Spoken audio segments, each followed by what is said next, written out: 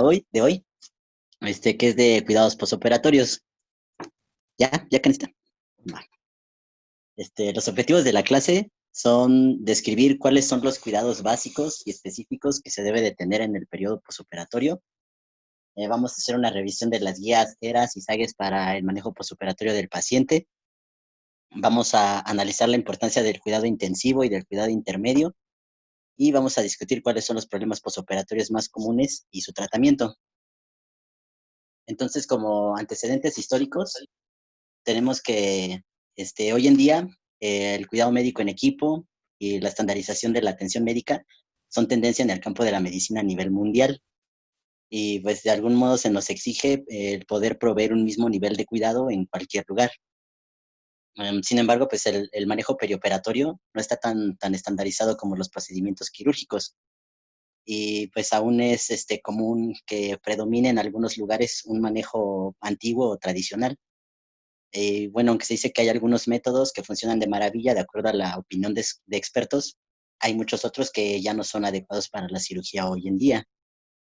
El protocolo ERAS, que es Enhanced Recovery After Surgery, se originó en algunos países del norte de Europa en el año 2005 como una herramienta que busca esta estandarización del cuidado posoperatorio. Okay. También existe este otro programa que es el Postoperative Recovery Ability Program, que busca reducir la carga física de los pacientes que se someten a cirugía. O sea, igual abarca desde el preoperatorio, es decir, como la comida previa a la cirugía, la medicación, la anestesia, hasta la rehabilitación posterior a la misma.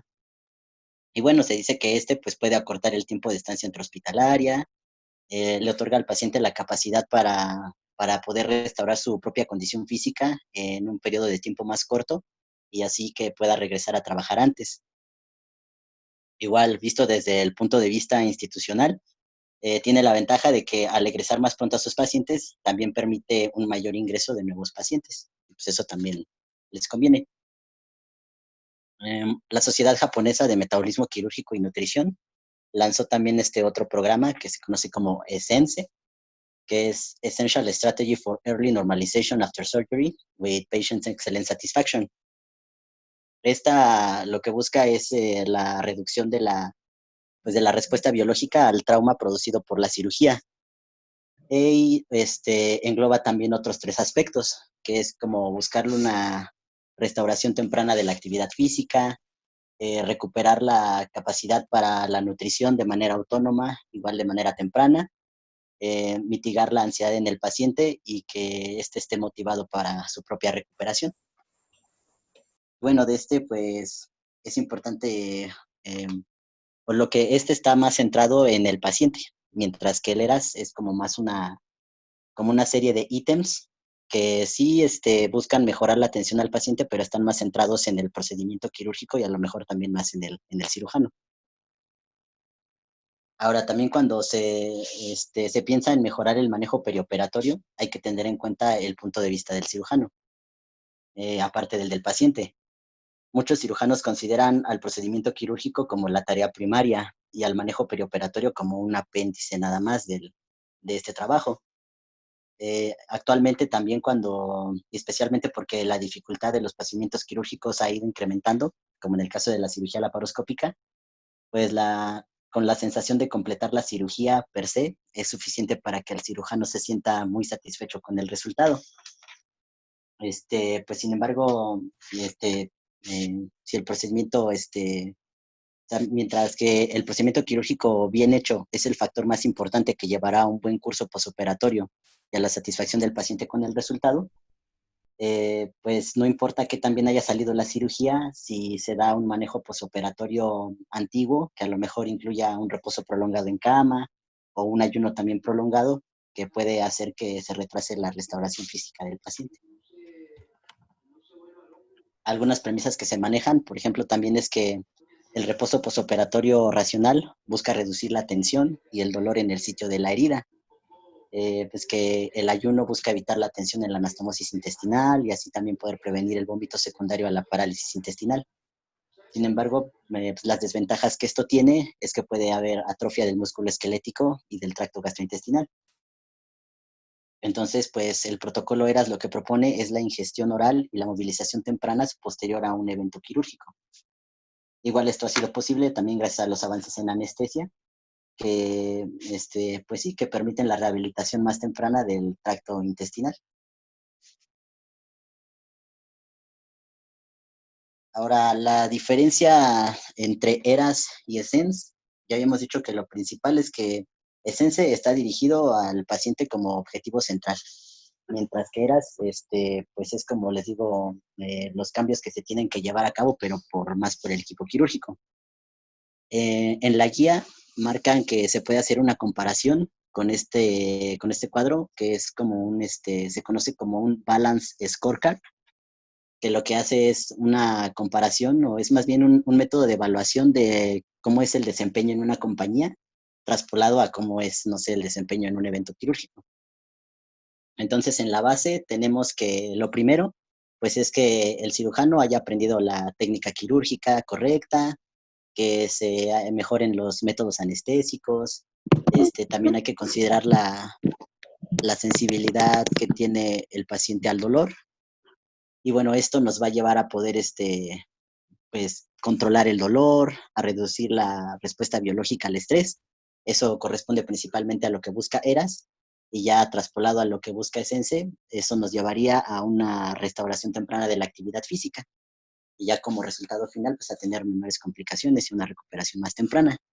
Y pues así lo vemos con todo lo demás, ¿no? Como que establece el proyecto ERAS, que es la deambulación temprana, el ayuno que sea el tiempo más corto posible, y pues que se establezcan metas claras, ¿no? Para la recuperación del paciente. Igual, tenemos que el manejo médico perioperatorio se logra a través del trabajo en equipo, más que mediante un esfuerzo individual. Entonces, es común encontrar que, bueno, la guía dice que los cirujanos generales tengan un fuerte sentido de responsabilidad y se identifiquen con frases como de quién lo va a hacer si yo no lo hago, o si no lo hago yo mismo no me siento cómodo.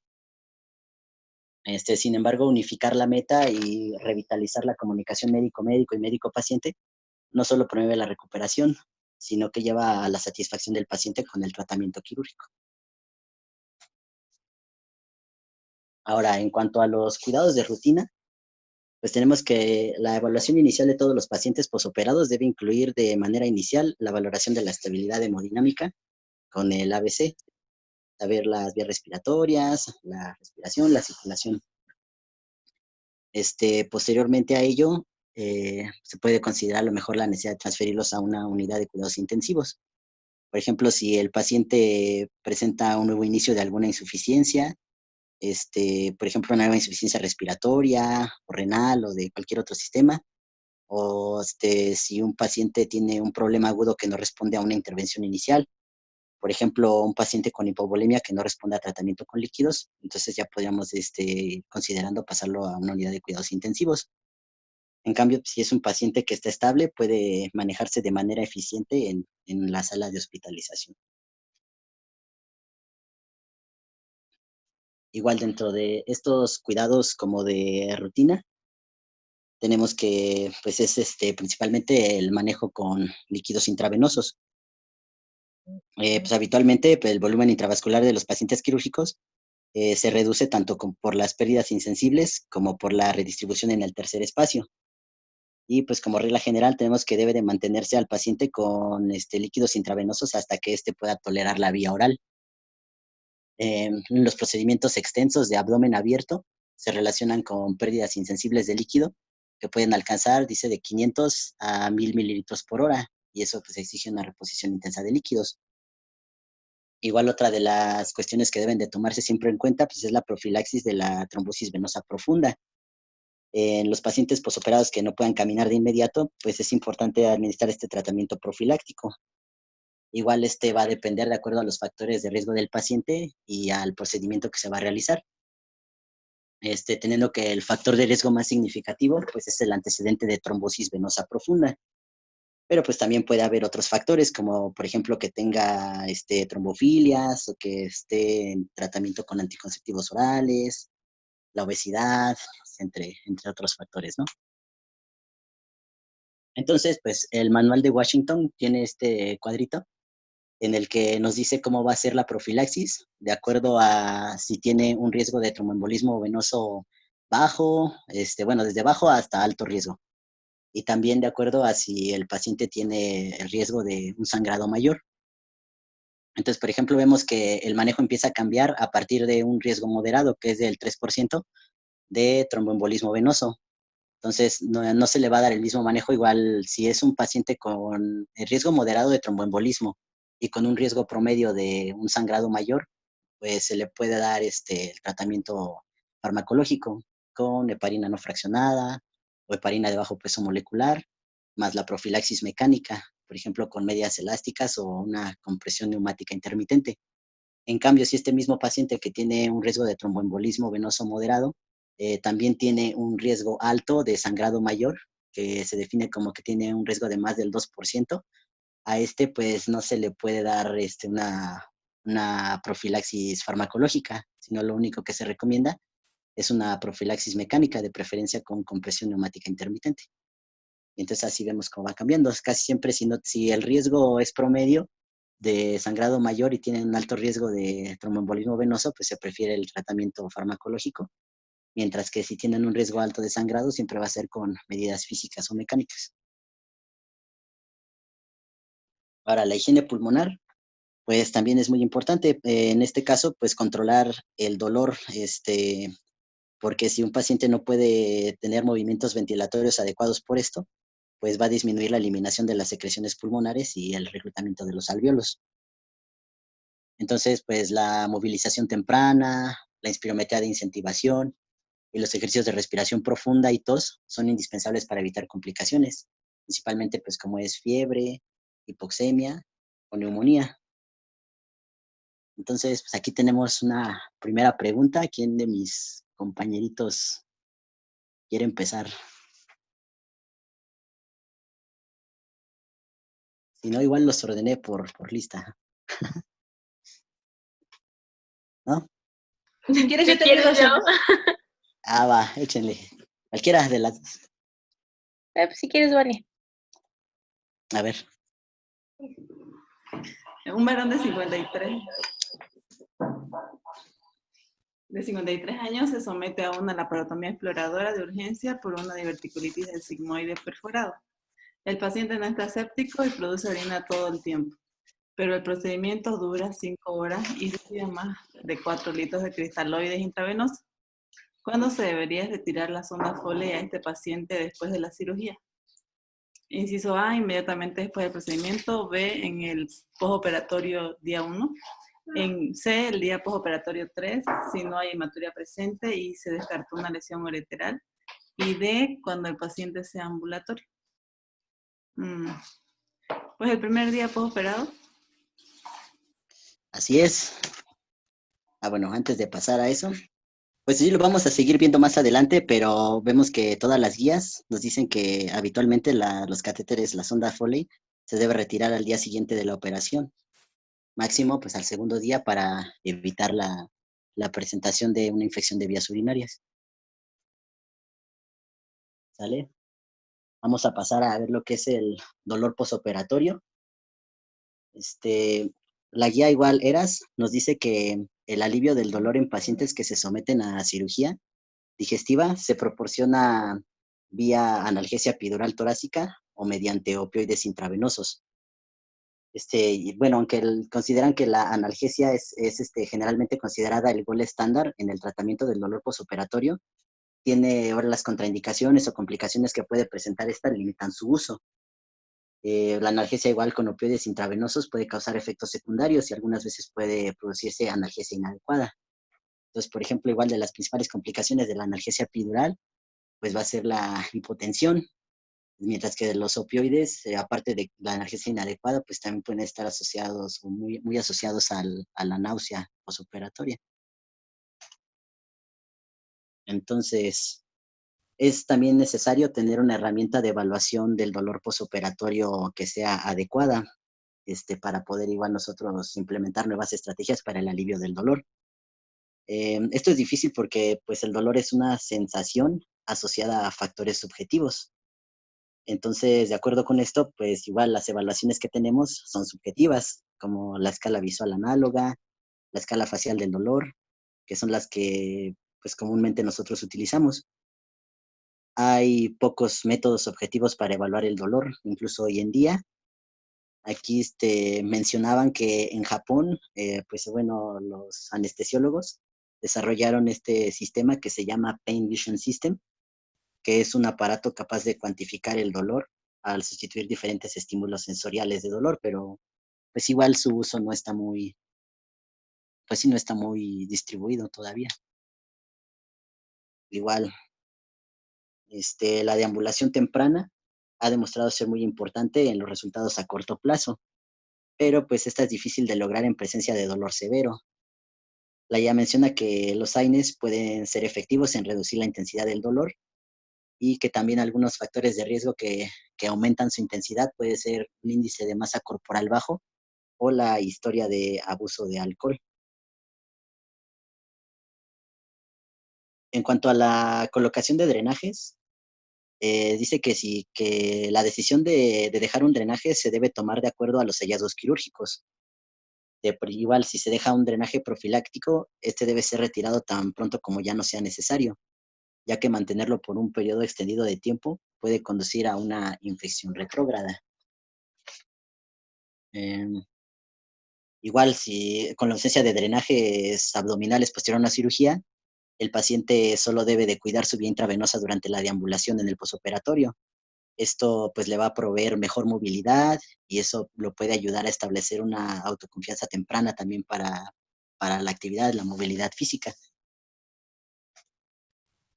Eh, Tenemos también que podemos clasificar a los drenajes en 3 tipos de acuerdo a su propósito.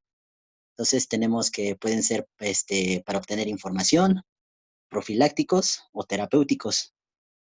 Entonces, actualmente dice que el principal uso que tienen es el de información, ya que nos pueden ayudar a identificar y a responder, por ejemplo, a un sangrado intraperitoneal o si hay, fuga de una anastomosis. En el caso de los profilácticos, se dice que se utilizan para remover algún líquido que quede derramado y esto también prevenir complicaciones, y terapéuticos para la cura de algún absceso. Igual, independientemente del tipo de cirugía que se haya realizado, hay ciertas indicaciones para la inserción de un drenaje. Por ejemplo, si tenemos un paciente con un pobre flujo sanguíneo intestinal en la región donde se hizo la anastomosis, si fue una operación contaminada, si no se pudo hacer una hemostasia completa, si la hizo un cirujano inexperto, o igual ahí en la guía se mencionaba un metaanálisis que el drenaje pues te podía reducir la estancia hospitalaria posterior a una cirugía pancreática. Entonces, pues esa también puede ser una indicación. Otra cosa con respecto al ayuno es que este debe ser tan corto como sea posible. Pues aun cuando los requerimientos nutrimentales sean completamente abastecidos vía venosa, la falta de nutrición por vía enteral puede causar varios cambios en los mecanismos de defensa del huésped contra, pues sí, las agresiones secundarias al procedimiento quirúrgico. Pues el tejido linfoide asociado a intestino, las células mononucleares hepáticas, los leucocitos, pueden, pues sí, pueden verse disminuidos en número cuando, cuando se instala una nutrición parenteral total. Entonces, este es indispensable igual para la protección contra microorganismos hostiles. Sin embargo, les digo, el ayuno también provoca una activación excesiva de células endoteliales en órganos vitales, empeorando así también la inflamación sistémica. La nutrición parenteral total puede mantener el estado de nutrición y prevenir la progresión a malnutrición en pacientes cuyo intestino no tolera la vía oral o enteral. De hecho, se puede decir que sin la nutrición parenteral total, pues no se habrían alcanzado muchos de los avances de la cirugía moderna. particularmente pues, en el campo de la cirugía del tracto gastrointestinal, en donde muchas veces pues, no es posible instalar la dieta bienteral de manera muy temprana. En estos casos, pues la nutrición parenteral total puede cubrir las demandas metabólicas. Sin embargo, también hoy en día, con el avance en las técnicas quirúrgicas y nuevos dispositivos, es seguro reiniciar el aporte vía oral muy temprano, posterior a una cirugía. Y esto también se ha convertido en una parte muy importante de los programas de recuperación temprana, porque está demostrado que una nutrición enteral temprana en pacientes severamente lastimados es favorable para reducir las complicaciones infecciosas y la estancia hospitalaria. Entonces, aquí como este esquema nos lo ponen para entender más o menos cómo funciona pues sí, cómo funciona el sistema inmunológico a nivel intestinal.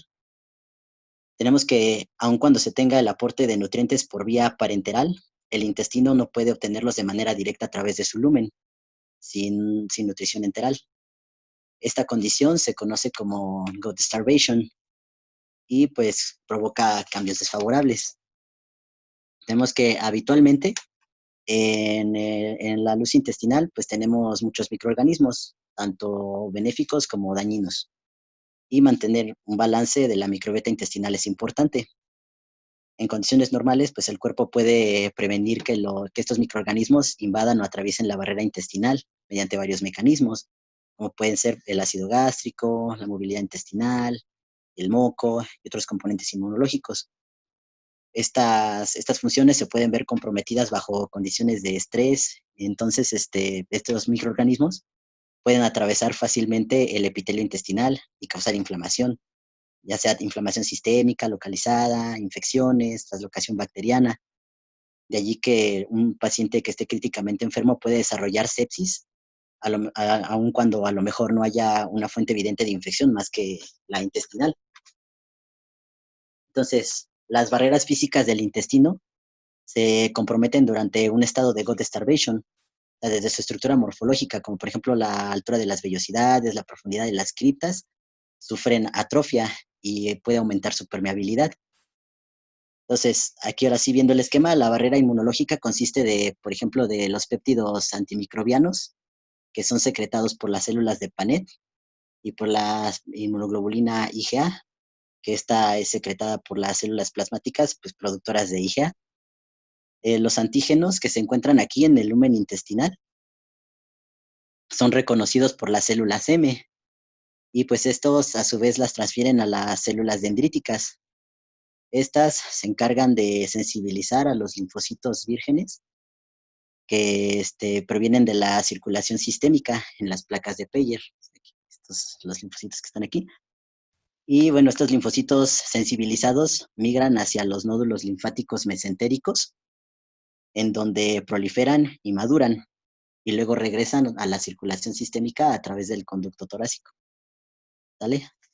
Una porción de estos linfocitos se puede quedar en los espacios intraepiteliales. Aquí vemos cómo regresan, unos se pueden quedar acá, y otros se quedan en la lámina propia. Los linfocitos y que son intraepiteliales pueden secretar igual varias citocinas y factores de crecimiento, son los que se quedan acá. También se encargan de eliminar, por ejemplo, a las células epiteliales dañadas y, y pues también mantienen la integridad de la mucosa. Los linfocitos de la lámina propia también pueden producir varios mediadores y algunos se transforman en células plasmáticas productoras de IgA y así pues, puede continuar el ciclo. Igual la IgA secretada en la luz intestinal neutraliza microorganismos y también se caracteriza porque no produce una inflamación marcada. Otros linfocitos que no migraron hacia acá se quedan en mucosas extraintestinales, como por ejemplo en el tracto respiratorio o urinario. De allí que entonces la preservación del GALT, que es este tejido linfoide asociado a intestino, es benéfico no solo para la defensa de la mucosa intestinal, sino también de otros sitios. Entonces vemos por qué la ausencia de aporte nutricional por vía enteral, pues que causa atrofia del GALT y reducción de los niveles de IgA en la mucosa, en pocos días, pues puede provocar igual el aumento de complicaciones infecciosas. Y bueno, también se dice que así como el GALT disminuye rápidamente cuando no hay nutrición enteral, igual se recupera de manera rápida cuando ya se reinstala esta. Entonces es importante evitar la privación de alimento por vía oral, ¿sale? Y pues también no solo, les digo, no solo se previene la infección a nivel intestinal, sino también en las mucosas extraintestinales. Pasando a... También en la guía nos hablan sobre la ansiedad. Esta pues puede tener un impacto negativo en la recuperación posoperatoria. Se pueden observar situaciones, por ejemplo, de deterioro en el proceso de sanación de una herida, secundario a la oposición del paciente a usar el área que se intervino. Esto pues puede retardar su curación. Hay que evaluar primero si a lo mejor la falta de movilidad se debe a dolor, en cuyo caso la analgesia pues es la que nos va a ayudar a prevenir esta inactividad. Y si no está relacionada con el dolor, ver que si es una debilidad funcional y entonces hay que prevenirlo con una rehabilitación agresiva. Igual la ansiedad puede surgir de una explicación inadecuada de cómo será la recuperación. La angustia mental puede hacer que el paciente sea incapaz también de ver las metas de su tratamiento y el no saber cuándo va a terminar su sufrimiento también puede presentar un problema. La experiencia previa puede otorgarles mayor tranquilidad. Entonces, igual se vio que la ansiedad puede disminuir en pacientes que comparten habitación, más que en los que están en un grupo aislado, porque se piensa que a veces les funciona mucho también que otros pacientes les platiquen su experiencia, eh, más que cuando se la platica uno como médicos. También es importante que el equipo médico pues, debe otorgar instrucciones para el manejo posterior a la cirugía, que deben ser, bueno, le pueden otorgar esto a un sentimiento de seguridad al paciente. Por ejemplo, cuando le instalas un plan de rehabilitación, como caminar 3 veces alrededor del pasillo, esto debe ser ordenado como una indicación médica y no como una simple recomendación, para que le quede también claro al paciente. Establecer estas metas posoperatorias claras también ayuda a que el paciente se sienta más satisfecho con el tratamiento. Ahora pasando a las complicaciones que se pueden tener en el posoperatorio, tenemos inicialmente las complicaciones neurológicas. Los cambios que se dan a consecuencia del estrés quirúrgico pueden afectar a la función neurológica del paciente. En el día posoperatorio inicial se encuentran siempre pues en recuperación de la anestesia general. Esta incluso bueno, sus efectos pueden tardar hasta 48 horas. Además, después de una intervención quirúrgica mayor, los pacientes se colocan en un contexto extraño. Entonces, pues esto también de que se les está despertando durante toda la noche o que se les administren medicamentos nuevos a los que no se habían expuesto, puede alterar su sensorio. Bueno, puede causar alteraciones neurológicas. Cuando se evalúa el estado neurológico del paciente, igual es importante hacer una diferenciación entre cuando el paciente tiene el sensorio alterado y cuando son cambios neurológicos focales. Porque, por ejemplo, el sensorio alterado se puede o se caracteriza por somnolencia, confusión, desorientación o algún déficit general en la función ejecutiva. Mientras que los cambios neurológicos focales, pues ya son, por ejemplo, dificultad para hablar, cambios en la función sensitiva motora o algún déficit de algún par craneal. Eh, es importante porque, por ejemplo, el sensorio alterado, pues resulta de problemas sistémicos, mientras que los cambios neurológicos focales nos hablan de un proceso neurológico agudo. Entonces, si tenemos un cambio focal, a lo mejor puede ser que el paciente esté desarrollando un accidente cerebrovascular. Mientras que si la alteración es del sensorio, a lo mejor podemos buscar otras causas, como podría ser hipoxemia o delirio. Entonces, para la valoración de estos pacientes, lo que tenemos que hacer es obtener primero de inmediato los signos vitales, incluyendo oximetría de pulso y glucometría capilar. En pacientes que están muy somnolientos, también podemos considerar la administración de una dosis de 0.4 miligramos de naloxona. Esto pensando que a lo mejor la somnolencia sea debida a una administración accidental o desconocida de agentes narcóticos durante la anestesia. Igual para la valoración, pues debe obtenerse una biometría hemática, una química sanguínea, gasometría y un electrocardiograma. Esto pues con la finalidad de evaluar a lo mejor la presencia de hemorragia, ver si hay signos iniciales de infección o algún trastorno electrolítico. La gasometría, pues para ver si el paciente a lo mejor necesita ventilación mecánica o presión positiva. Y bueno, en el caso del electrocardiograma es importante porque a lo mejor igual nos puede alterar el estado de alerta la presencia de alguna arritmia o un infarto de miocardio. Ya igual si vemos alteraciones en el electrocardiograma, podría estar justificado que también se pidieran troponinas séricas seriadas. Igual si el paciente presentó cambios neurológicos focales, está indicado hacer una tomografía de cráneo de urgencia para evaluar sobre todo la presencia de una hemorragia intracraneal. Igual otras consideraciones en pacientes que están somnolientos, pues es que debe estárseles despertando, estimularlos con la voz. O sea, no es normal que no respondan al tacto ligero o a la indicación verbal. Igual si la frecuencia respiratoria del paciente está baja, hay que estimularlo y alentarlo para que haga respiraciones profundas. Si el paciente, por ejemplo, responde a los estímulos con combatividad, suele calmarse con la reorientación. Para esto igual nos puede servir que esté presente algún amigo cercano o algún miembro de la familia. Los pacientes mayores son los que tienen igual menos reservas neurológicas y son la población más propensa a sufrir cambios en el estado mental. Por lo que igual la administración de agentes narcóticos pues debe de hacerse bajo una valoración cuidadosa y pues también ver que es todavía más frecuente cuando estos pacientes ingresan a la unidad de cuidados intensivos, porque pues es un ambiente pues totalmente diferente. En cuanto a la presentación de un accidente cerebrovascular, pues tenemos que estos habitualmente tienen un inicio agudo con una disfunción neurológica focal, como ya habíamos visto. O sea, puede ser disartria, debilidad, alguna alteración de sensibilidad, diplopía, cualquier trastorno focal.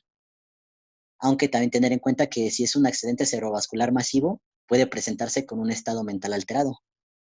Pero es importante considerar que si el sensorio está apenas alterado y no hay cambios neurológicos focales, es muy poco probable que se trate de un accidente cerebrovascular. Debemos buscar alguna otra causa más sistémica.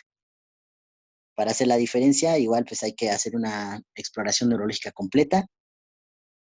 Se debe de obtener con urgencia la tomografía de cráneo.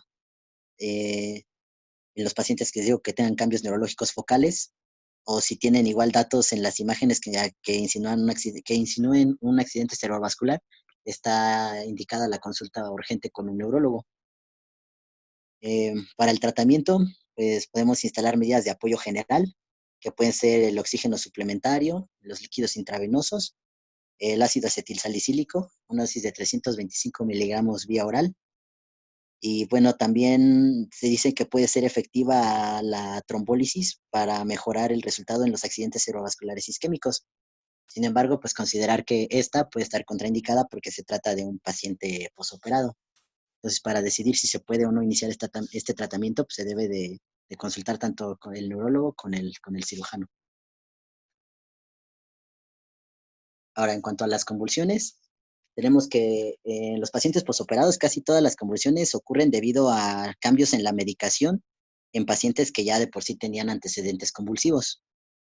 Otras causas frecuentes que sean de una nueva convulsión en un paciente posoperado pues son los desequilibrios metabólicos, como anomalías electrolíticas, principalmente hiponatremia, hipocalcemia, la abstinencia de alcohol, la hipoglucemia, la fiebre y algunos fármacos. Para el examen clínico, pues, se tiene que igual hacer la exploración física y neurológica completa, iniciando con el soporte vital básico y ya después tratar de identificar datos de alguna posible causa de convulsiones, como por ejemplo puede ser un traumatismo, una aspiración gástrica o rhabdomiólisis. Igual hay que hacer un interrogatorio cuidadoso para determinar si el paciente realmente presentó una convulsión verdadera. Y de ser así, pues igual determinar si fue focal, si fue generalizada, si ha tenido alguna convulsión así previamente. En- y también considerar muy importante que si tiene una convulsión así focal, pues de reciente inicio, también podría ser un dato sugestivo de que el paciente cursó con un accidente cerebrovascular. En cuanto a los estudios, podemos solicitar, principalmente calcio, magnesio, los niveles de anticonvulsivos en pacientes que ya tomaban estos medicamentos de manera habitual. Y si se trata de una convulsión de nuevo inicio, que aparte no le encuentre, no tenga alguna causa metabólica o sistémica, entonces puede estar justificado el solicitar una tomografía de cráneo, o incluso igual una punción lumbar o un electroencefalograma para poder establecer el diagnóstico diferencial. En cuanto al tratamiento de manera inicial, pues es proteger la vía aérea, que esto puede ser con una, pues sí, de manera, eh, pues no sé, con una protección blanda, ya sea nasal o oral, o si lo requiere, incluso con intubación endotraqueal. Igual hay que vigilar los parámetros cardiopulmonares, establecer un acceso intravenoso. Si es una convulsión igual que fue única y no es recurrente, con causas metabólicas o sistémicas identificables, pues el tratamiento pues, es corregir la anomalía subyacente y no requiere nada más. Si la convulsión es recurrente, se justifica la consulta neurológica y se tiene o se puede iniciar un régimen con una carga de 15 a 20 miligramos por kilo de fenitoína intravenosa en 3 dosis, con dosis igual de mantenimiento de 5 miligramos por kilo al día en 3 dosis. Ahora, si el paciente se encuentra en un estado epiléptico, que recordemos que es pues una convulsión que dura más de 5 minutos, o una serie de convulsiones múltiples en el que no hay recuperación del estado mental entre una y otra, esto es una urgencia. Entonces aquí podemos ya iniciar como tratamiento cualquiera de estos, lorazepam, fenitoína, fenobarbital o diazepam. Ahora, otra complicación que se puede tener, pues es el delirio. Habitualmente los síntomas con los que se presenta es con deterioro de la memoria, el paciente puede presentar una percepción alterada, paranoia, alteración del patrón de sueño, desorientación o combatividad. Para su diagnóstico, pues tenemos que es de exclusión. Entonces, primero, pues hay que eliminar la posibilidad de que sea debido a un desequilibrio fisiológico o metabólico subyacente, o también puede ser causado por una infección. Entonces, para descartar esto, pues podemos pedir una biometría hemática, un ego, también podemos pedir una gasometría porque puede estar causado por hipoxemia o por hipercapnia, y también una revisión de los fármacos que pueden causar delirio, como los anticolinérgicos, opiáceos, antihistamínicos. El tratamiento, pues, es minimizar los fármacos, sobre todo estos grupos que ya les mencioné, y también las benzodiazepinas. También es importante la buena higiene del sueño, que puede, pues sí, que puede incluir que se mantenga la oscuridad durante la noche, minimizar las extracciones de laboratorio y los cuidados de enfermería, igual durante la noche, que durante las horas de vigilia, pues el lugar donde está el paciente esté bien iluminado y que permanezca fuera de la cama.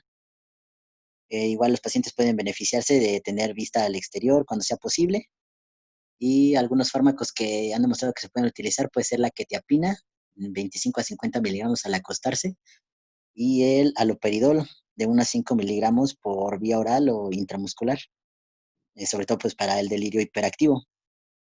Igual, en algunos casos sí se puede ser necesaria la restricción física, solo para evitar la autolesión, pero se debe utilizar como último recurso y siempre acompañado también del tratamiento farmacológico. Entonces, aquí tenemos otra pregunta. Ahora, a ver, Karencita, que ibas a participar hace rato. Sí, Sebas. Un varón de 69 años se encuentra en su primer día posoperatorio a causa de una resección de intestino delgado debido a una obstrucción del mismo. Son las 10 p.m. y por segunda noche consecutiva cree que está en la casa presidencial de una primavera de 1960. Se le nota muy agitado al darse cuenta que está en delirio. El médico ordena medidas higiénicas para el sueño. ¿Y cuál otra de las siguientes? Mm, pues sería quetiapina, ¿no? Un antipsicótico atípico. Así es. Sí, todos los demás pues están contraindicados. Bueno, otra de las complicaciones que se pueden tener es la abstinencia alcohólica. Los síntomas de una abstinencia menor pueden comenzar desde 8 horas después de que los niveles de alcohol en sangre se normalizan y se dice que alcanzan su pico máximo a las 72 horas. Estos síntomas pueden ser insomnio, ansiedad, taquicardia, taquipnea, fiebre, hipertensión. Las convulsiones ocurren de 12 a 48 horas después de la normalización del nivel de alcohol en sangre y estas se caracterizan porque son breves y autolimitadas. El delirium tremens, en cambio, se produce de 72 a 96 horas después y este se caracteriza por desorientación, alucinaciones y la habilidad autónoma, es decir, el paciente puede presentar taquicardia, hipertensión, fiebre o diaforesis profusa. Ya cuando un paciente presenta delirium tremens, es necesario que se vigile igual en una unidad de cuidados intensivos. Para el diagnóstico, antes que el tratamiento, pues es necesario, pues el diagnóstico es clínico, entonces también se debe de tener un alto índice de sospecha para poder establecerlo. El tratamiento es con suplementos nutricionales, es tiamina, 500 miligramos intravenosos por 3 días, seguidos de 100 miligramos vía oral al día, más sulfato de magnesio y 1 miligramo al día de folato. Esto porque pues, muchos alcohólicos crónicos suelen tener hipomagnesemia. Igual, si se administra el sulfato de magnesio, hay que tener en cuenta que el paciente pues, idealmente debe tener la función renal normal. Igual se puede establecer el tratamiento con benzodiazepinas como profilaxis para aliviar los síntomas del síndrome de abstinencia menor o para la prevención de las convulsiones. Entre estas, pues igual tenemos el diazepam de 5 a 20 miligramos vía oral o intravenoso cada 6 horas. O en el caso de delirium tremens, administra igual diazepam en esa misma dosis, pero cada 10 a 15 minutos.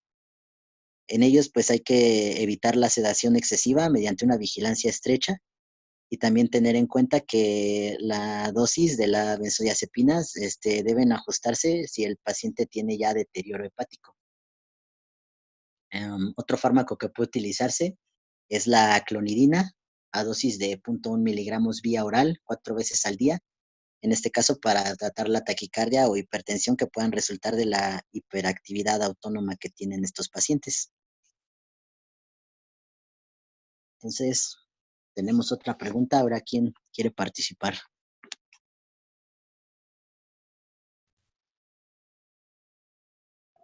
Yo, Sebas. A ver, vas. Un paciente con antecedentes conocidos de consumo de alcohol se encuentra en el día 3 del posoperatorio. Él comienza a ver hormigas en las paredes y techo de su habitación hospitalaria, transpira de manera profusa y su frecuencia cardíaca se incrementa de un promedio de 75 a 110. ¿Cuál es el diagnóstico más probable? ¿Delirio tremens? Así es, quedamos que pues ese se caracteriza, ¿no? Principalmente por las alucinaciones. Entonces, pues, es correcto, los demás no. Bueno, pasamos a las complicaciones cardiovasculares. Dentro de estas podemos tener a la hipotensión posoperatoria. Esta aumenta la preocupación inmediata sobre que a lo mejor estemos ante un sangrado posoperatorio. Lo primero que tenemos que hacer, pues, es obtener los signos vitales y también una biometría hemática. Igual la hipovolemia grave puede causar hipotensión y suele estar precedida por, además, oliguria y taquicardia. Excepto, por ejemplo, en un paciente que esté bajo tratamiento con betabloqueadores. En este tipo de pacientes, pues, a lo mejor no se va a ver la taquicardia. Igual, en el día posoperatorio 0 al 2, las causas más comunes de hipotensión son el sangrado o una reanimación insuficiente. Posterior a esos días, hay que considerar a la sepsis como posible causa. Y otras que aquí no les puse, puede ser los anestésicos, como habíamos quedado, la analgesia epidural, pues era de las principales, igual que nos podía causar hipotensión. Para el tratamiento, si no tienen antecedentes de una insuficiencia cardíaca congestiva, pues podemos iniciar el tratamiento con líquidos. Igual la instalación de una sonda Foley para vigilar el gasto urinario y pues instalar un acceso intravenoso adecuado para la reanimación. Si está igual colocado un catéter epidural, la infusión debe hacerse de manera lenta o suspenderse por completo. Igual si hacemos todas las medidas y el paciente no resuelve pronto mediante los líquidos intravenosos, o aún si ya tiene criterios de transfusión, se transfundió, se suspendieron los fármacos y no responde, pues hay que valorar el traslado del paciente a una unidad de cuidados intensivos. Cuando el paciente presenta hipertensión, igual hay que tener en cuenta que la hipertensión posoperatoria debe definirse mediante la presión sanguínea preoperatoria del paciente, porque esta causa una desviación en el sistema autorregulador cerebral, que puede impedir una perfusión cerebral adecuada con una presión sistólica normal. Entonces, como objetivo razonable para el tratamiento es mantener la presión dentro de un rango del 10% de la presión sistólica que habitualmente maneja el paciente. Hay que identificar cuáles pueden ser las posibles causas, como por ejemplo, no sé, dolor agudo o abstinencia alcohólica. Y pues, también si era un paciente que ya era hipertenso, pues el tratamiento inicial va a ser retomar los antihipertensivos lo antes posible. Igual si el paciente presenta una hipertensión aguda, puede estar justificado el uso de labetalol, hidralazina o clonidina como fármacos de primera elección. Y si el paciente presenta una crisis hipertensiva, igual valorar el traslado a la unidad de cuidados intensivos. Igual, otra complicación, el infarto agudo de miocardio. Los síntomas con los que se presenta, pues es que de hecho habitualmente es silencioso. Cuando sí llega a presentar síntomas, puede ser disnea, hipotensión, un dolor atípico que incluso puede ser abdominal. Y esta complicación pues se presenta de manera clásica en el día 2 del posoperatorio.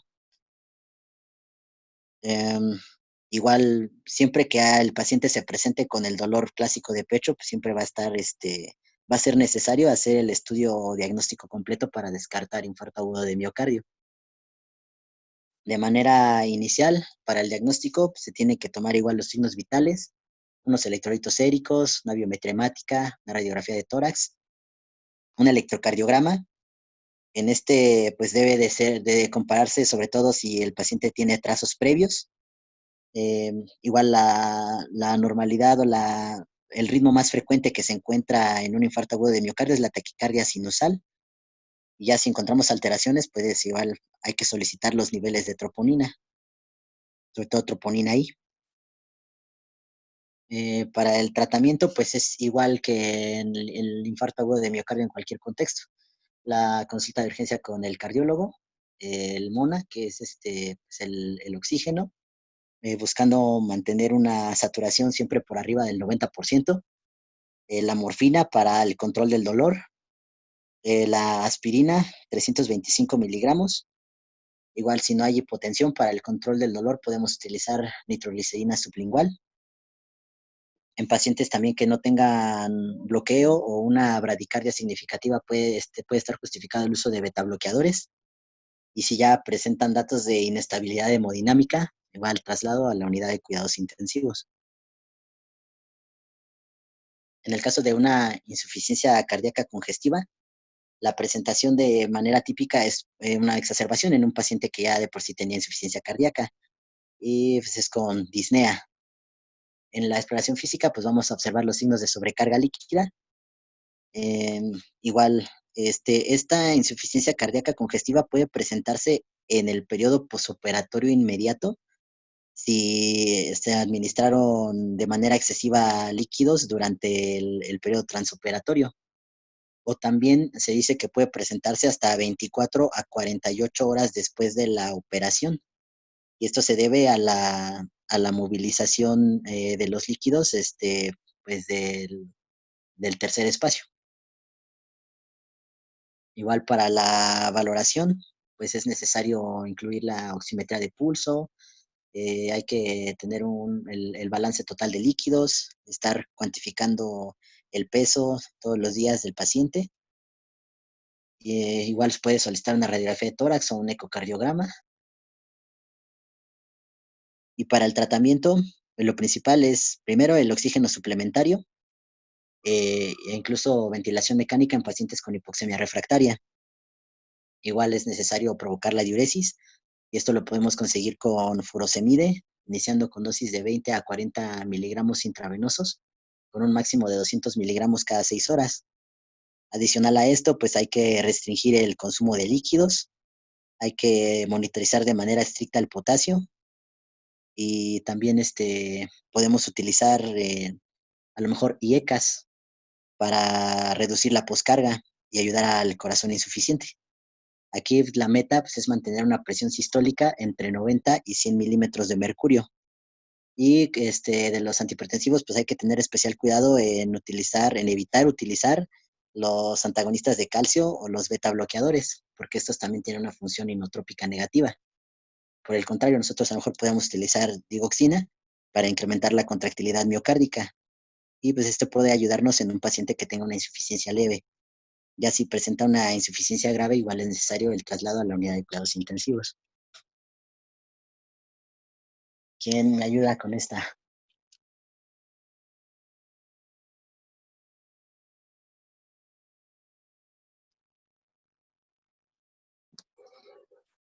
Si quieres yo, amigo. Vas, amigo. Un paciente de 60 años con antecedentes de insuficiencia cardíaca congestiva se encuentra en segundo día del posoperatorio de una laparotomía exploradora después de un accidente con un vehículo a motor. Fue extubado al final de la operación, pero ahora se queja de disnea. La oximetría de pulso muestra que la saturación de O2 ha disminuido a cerca de 89. ¿Cuáles son los siguientes pasos?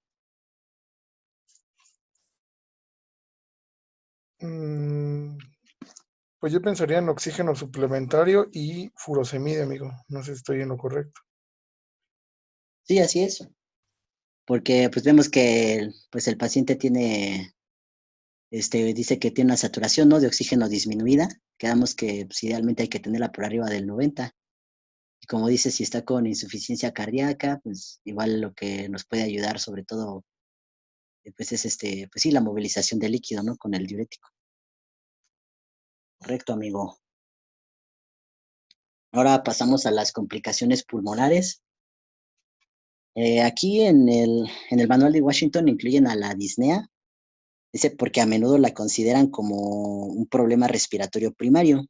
Sin embargo, pues ya vimos incluso varias de las complicaciones que se manifiestan con disnea, ¿no? La insuficiencia cardíaca, el infarto agudo de miocardio. Otras, pues es la embolia pulmonar, la telectasia, un colapso lobular, neumonía, EPOC, exacerbación de asma, un neumotórax, una aspiración gástrica, sepsis.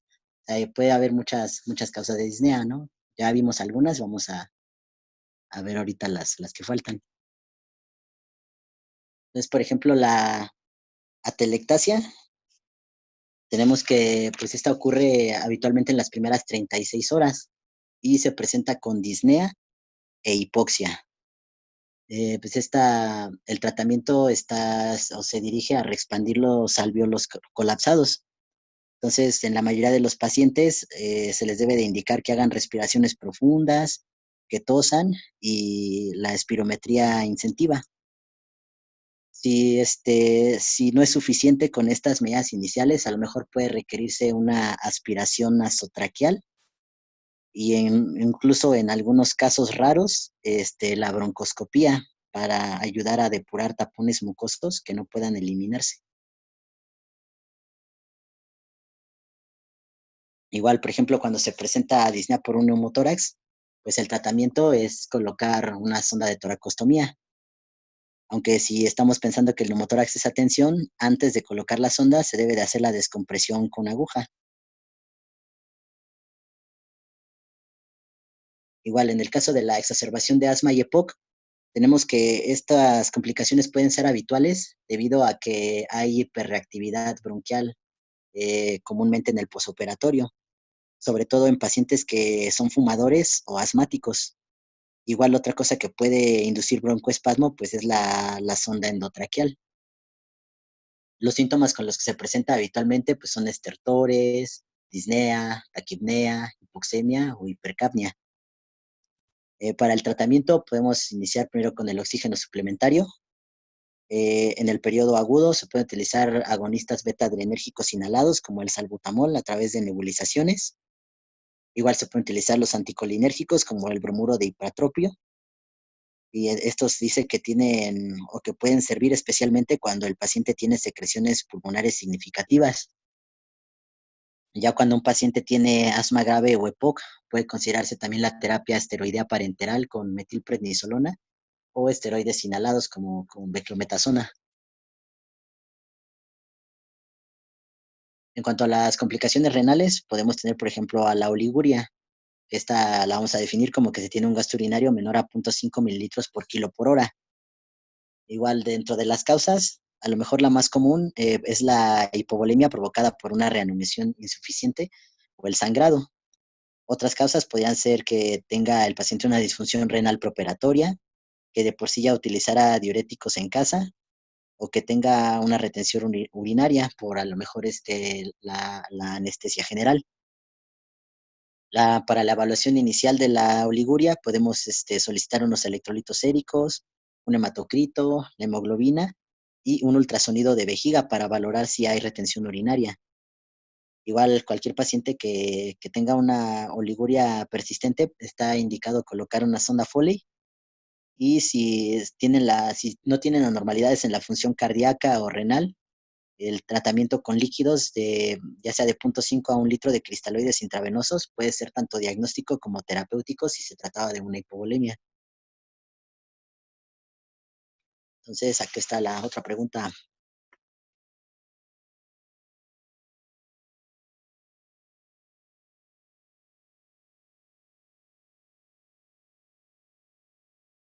¿Quién?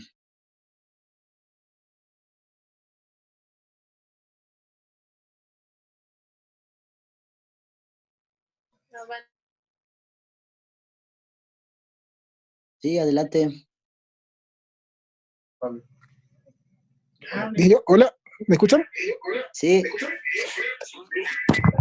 Un varón saludable de 65 años lleva 16 horas de operado de colecistectomía izquierda, laparoscópica por un adenocarcinoma, colectomía izquierda, laparoscópica por un adenocarcinoma de colon en etapa 3. El médico recibe un comentario de la enfermedad debido a que durante las últimas 3 horas su gasto urinario ha sido menor a 15 cc. Durante la valoración él reporta haber sentido ansiedad moderada. Su frecuencia cardíaca es de 102 latidos por minuto y su presión arterial es de 120/80. La exploración física es intrascendente. ¿Cuáles son los pasos inmediatos apropiados en el estudio del tratamiento del paciente? La B y C. así es, amigo. Sí, como dijimos, pues primero es pues el paciente tiene oliguria, ¿no? Y taquicardia. Entonces, a lo mejor de las primeras causas que dijimos puede ser una hemorragia. Entonces, pues sí, lo ideal primero es pues revisar medir el hematocrito, pensando precisamente en eso de una hemorragia y administrar el bolo de líquidos de 1 litro.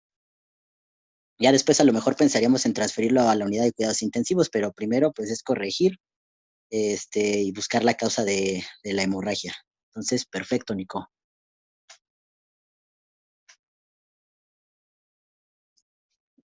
Ahora, otra complicación que es la retención urinaria.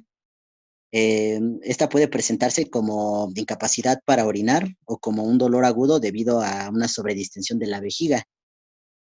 Aquí, igual, si un paciente tiene incapacidad para orinar en las primeras 6 horas después de la intervención quirúrgica, pues se debe de hacer el estudio, como dijimos arriba, ¿no? Incluyendo el estudio vesical por ultrasonido. Si encontramos que el paciente tiene síntomas subjetivos de distensión o en el ultrasonido tiene más de 500 cc en la vejiga, lo que se debe de hacer es un sondeo vesical. Este puede ser así con retiro inmediato de la sonda o algunos otros autores dicen que se puede dejar hasta 24 horas. Igual se debe de incluir un tratamiento con bloqueo alfa, con tamsulosina, 0.4 miligramos al día, para reducir la probabilidad de un segundo episodio. Entonces, ¿quién me ayuda con este caso?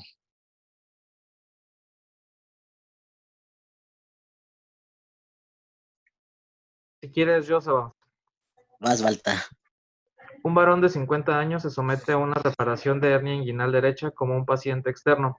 6 horas más tarde es incapaz de orinar a pesar de múltiples intentos. ¿Cuál es el siguiente paso en su cuidado? A. Administración de líquidos con 1 litro de solución salina. B. La inserción de una sonda Foley durante 14 días. C. Tamsulosina. D. Un estudio vesical y considerar la colocación de una sonda Foley. Egreso a casa. Creo que la opción correcta aquí sería la D, Sebas. Un estudio Así vesical y es. considerar la colocación de una sonda Foley. Muy bien, correcto. Después, igual dentro de las complicaciones renales, tenemos a la insuficiencia renal aguda. Esta se define como un incremento en el nivel de creatinina sérica que sea de 0.3 o más miligramos por decilitro, o una vez y media por encima de los valores basales en el contexto igual de una oliguria. Entonces, tenemos que puede haber 3 etiologías, ¿no?, de la insuficiencia renal, que puede ser prerrenal, renal y posrenal. Entonces, en el caso de la prerrenal, pues esta se debe a una perfusión renal disminuida, ya sea por, no sé, hipotensión, o porque haya disminuido el volumen intravascular, o en general porque la perfusión renal efectiva está disminuida. Igual, como vemos aquí en la tabla, se pueden obtener todas estas mediciones, que son la excreción fraccional de sodio, el índice de insuficiencia renal, el cociente de creatinina urinaria sobre la plasmática, el sodio urinario y la osmolaridad urinaria.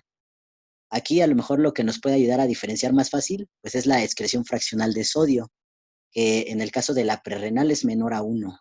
En las otras dos es mayor a 1. Entonces, si ya tenemos excreción fraccional de sodio menor a 1, siempre vamos a decir que la causa pues, es prerrenal.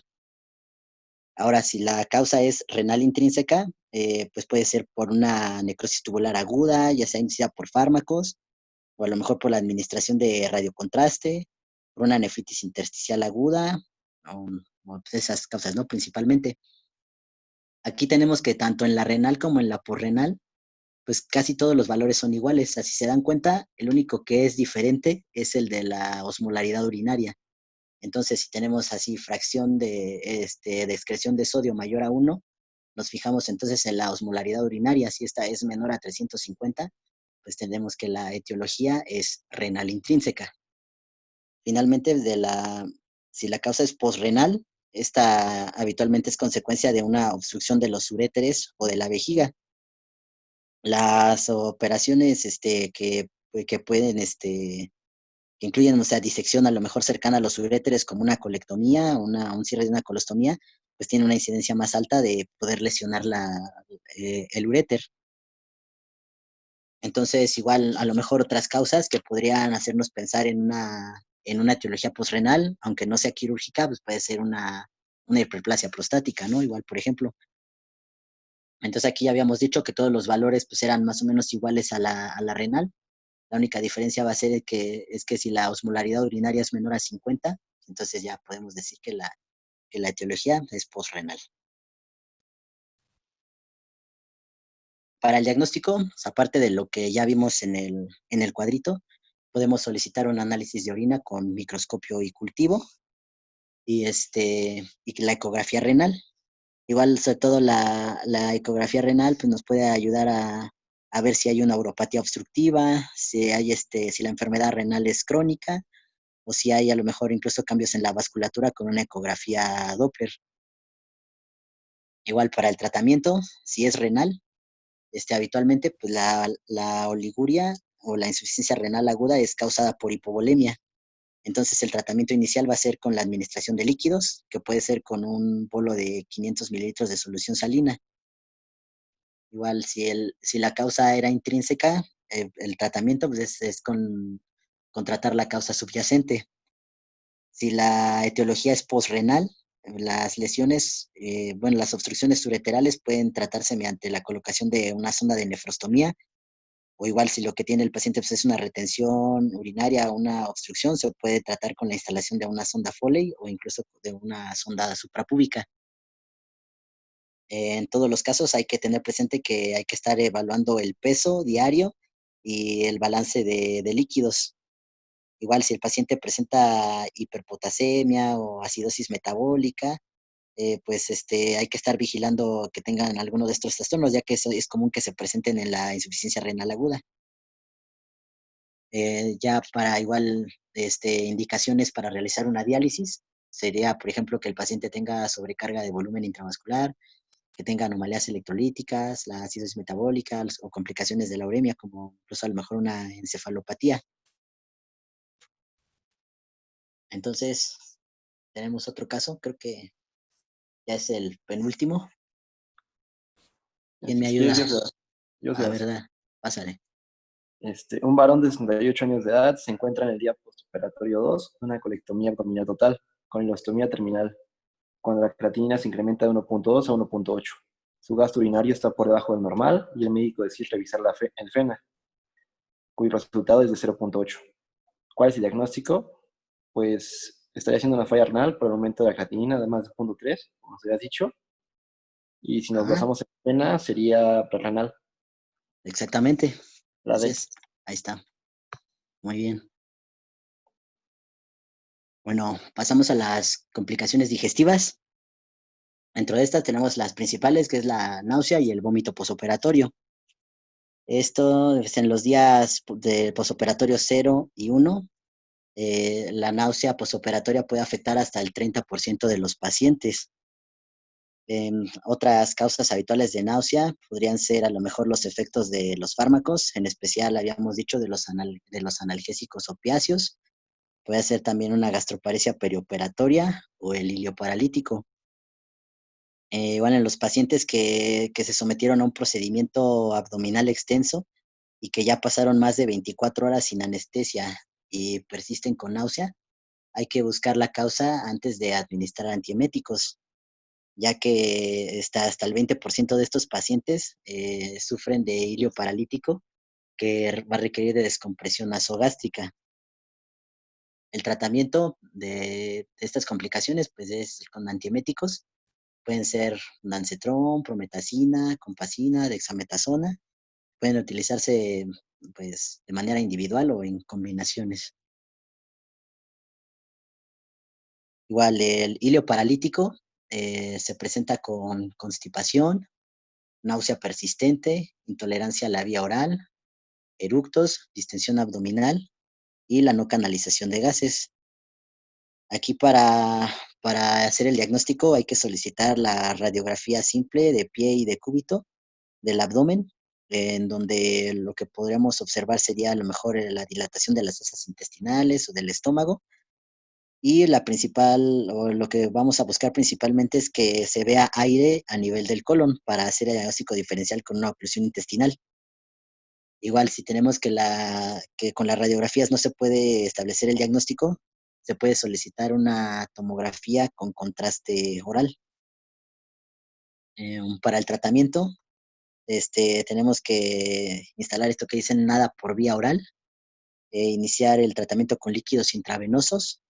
Se tiene que colocar la sonda nasogástrica para la descompresión. Incluso si no hay distensión gástrica en la radiografía del abdomen. Igual dice en el manual que puede ser posible que aún con la sonda nasogástrica el paciente persista con náusea.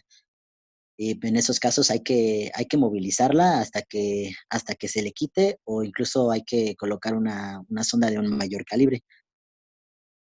Igual como el ilio no se debe a factores mecánicos, sino puede ser a lo mejor por una deficiencia de potasio, de magnesio, por los opioides o por alguna otra causa metabólica. No va a ser tan fácil que desista. Entonces puede tardar incluso, dice, hasta unos 7 días. Por lo tanto, igual hay que valorar la necesidad de nutrición parenteral total en lo que se resuelve. Bueno, pasamos a las complicaciones infecciosas.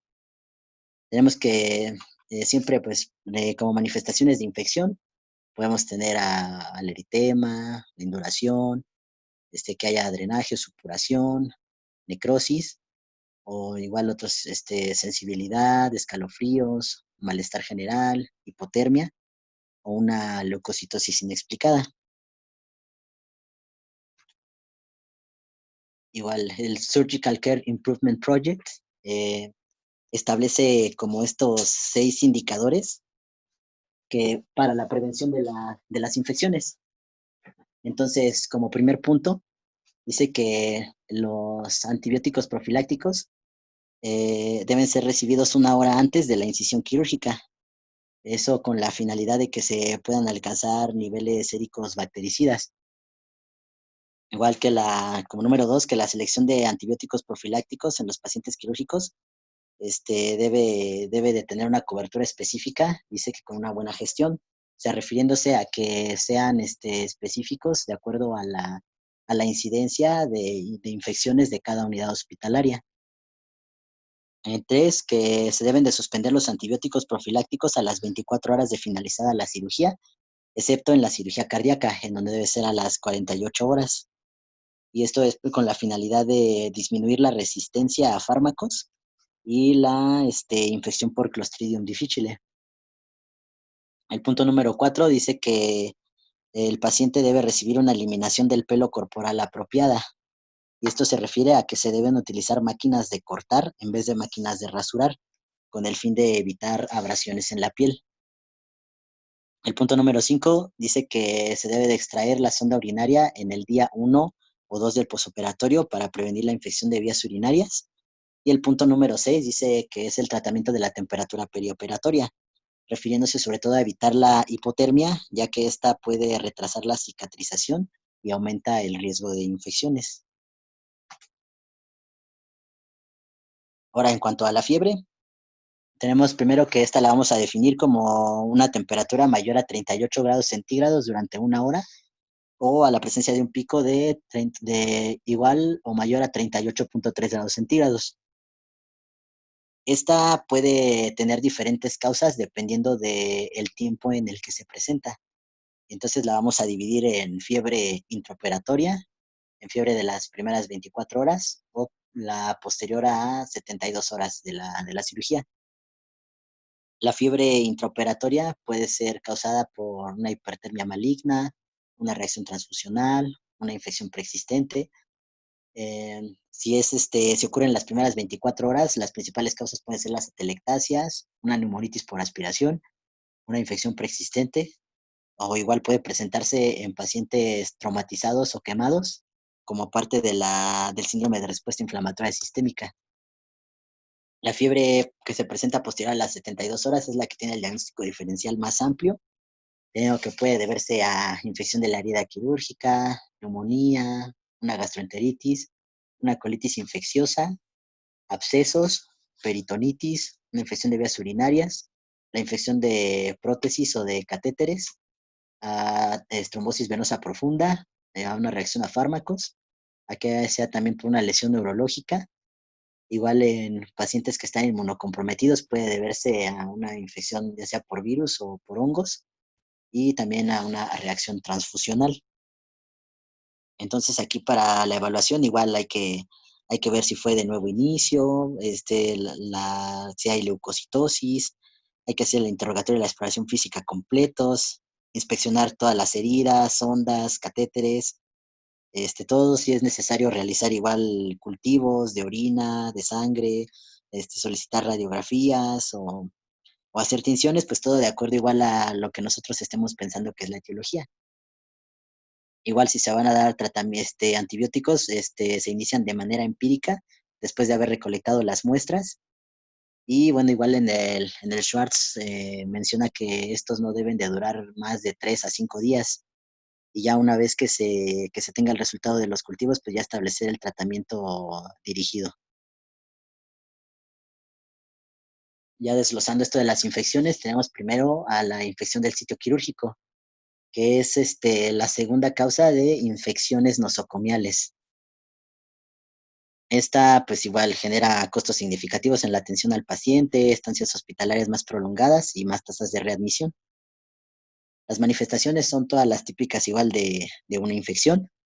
El tratamiento principal va a ser abrir la herida para que se permita el drenaje y si es necesario realizar cultivos. Se debe dar antibióticos parenterales solo en las infecciones profundas. Si son infecciones superficiales, no es necesario. Si está comprometida la aponeurosis, el tratamiento debe ser con desbridamiento quirúrgico y antibióticos intravenosos de amplio espectro. Si está pensando que la etiología sea por estreptococos, el antibiótico de elección va a ser penicilina G o ampicilina. Y si es una necrosis por clostridios, aparte del desbridamiento quirúrgico de urgencia, se debe de dar metronidazol, 500 miligramos intravenosos cada 6 horas, o clindamicina, 600 a 900 miligramos intravenosos cada 8 horas. Igual de las infecciones respiratorias, el diagnóstico también es por la clínica, fiebre, leucocitosis, el esputo purulento, igual por la radiografía de tórax porque se van a ver los infiltrados, se puede pedir el cultivo de esputo, va a ser tinción de Gram. El tratamiento igual va a ser los antibióticos empíricos y dirigidos contra los microorganismos nosocomiales cuando ya se tengan los resultados. Y la prevención con espirometría incentiva, higiene pulmonar, control adecuado del dolor, la deambulación y la extubación tempranas. Igual dentro de las principales infecciones que se presentan, puede ser la infección por Clostridium difficile.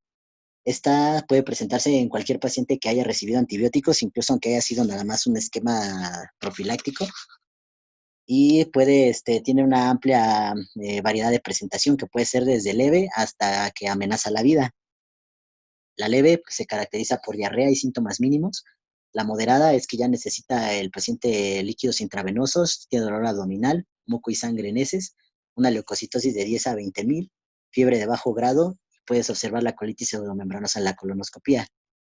La que es grave se caracteriza por hipotensión, peritonitis, una leucocitosis mayor a 20,000 y la fiebre de más de 38,5 grados.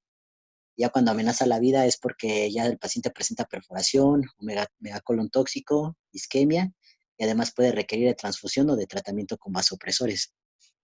Para hacer el diagnóstico, aparte de la sintomatología, se requiere un ensayo de toxina A o B en heces. Igual para el tratamiento de manera general es la reanimación con líquidos. Hay que suspender los antibióticos que sean innecesarios, interrumpir los fármacos que estimulen la motilidad o los antidiarreicos y el aislamiento del paciente. El tratamiento igual va a variar dependiendo de si es la primera vez que le ocurre la infección, si es recurrente, si es refractaria, si son síntomas graves, si se tolera o no la vía oral. Entonces, si es un paciente que es la primera vez que presenta la infección y tiene síntomas leves o moderados, el tratamiento va a ser con metronidazol de 500 miligramos cada 8 horas por 14 días o vancomicina oral 125 miligramos cada 6 horas por 10 a 14 días.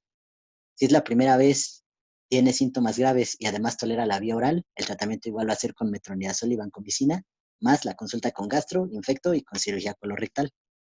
Si es la primera vez, pero con síntomas graves y que además no tolera la vía oral, entonces el tratamiento va a ser con metronidazol intravenoso, 500 miligramos cada 8 horas, y la vancomicina por sonda, 500 miligramos cada 6 horas.